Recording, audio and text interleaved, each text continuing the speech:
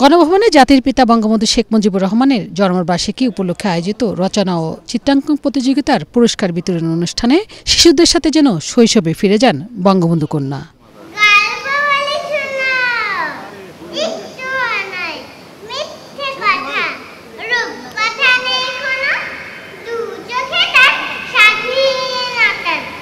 প্রধানমন্ত্রী বলেন, নতুন প্রজন্ম যাতে পিছিয়ে না পড়ে সেজন্য যুগের সাথে তাল মিলিয়ে তাদের গড়ে তোলার চেষ্টা করছে সরকার। আজকে শিশুরাই আগামীর স্মার্ট বাংলাদেশের কর্ণধার বলেও মন্তব্য করেন প্রধানমন্ত্রী। বিশ্ব এগিয়ে যাচ্ছে প্রযুক্তি যুগে, আমাদের ছেলেমেয়েরা পিছিয়ে থাকবে না, তাদেরকে সেইভাবে আধুনিক প্রযুক্তি জ্ঞান সম্পন্ন একটা জাতি হিসেবে গড়ে তুলব। আর 41-এর যে স্মার্ট বাংলাদেশ, আজকের যারা তরুণ এবং আজকের যারা শিশু, তারাই হবে 41-এর ভবিষ্যৎ কর্ণধার। তোমরা এই দেশকে স্মার্ট বাংলাদেশ হিসেবে তোমরা এগিয়ে নিয়ে যাবে, সেভাবেই আমরা করতে চাই।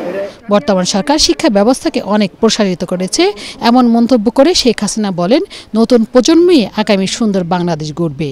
যত দূরেই থাকি না কেন, আমার এই ছোট্ট সোনামণিরা, তার সবসময় তোমরা আছো আমার অন্তরে, তোমরা আমার অন্তরেই আছো, এভাবেই বলতে পারো।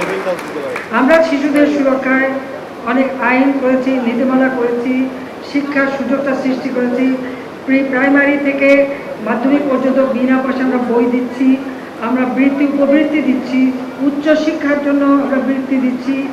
অর্থাৎ আমাদের গৃহীত পদক্ষেপে আজকে আমার সাক্ষরতার হার যা 2006 সালে ছিল মাত্র 45 ভাগ, আজকে তার 76.8 ভাগে উন্নীত হয়েছে। জাতির পিতার 99 থেকে 104তম জন্মবার্ষিকী উপলক্ষে টানা 6 বছর ধরে চলা এই প্রতিযোগিতার মোট 304 জন বিজয়ীর হাতে পুরস্কার তুলে দেন প্রধানমন্ত্রী শেখ হাসিনা। 2022 সালে চিত্রাঙ্কনে লাবণ্য ভূঁইয়া, এশিয়ান টেলিভিশন, ঢাকা।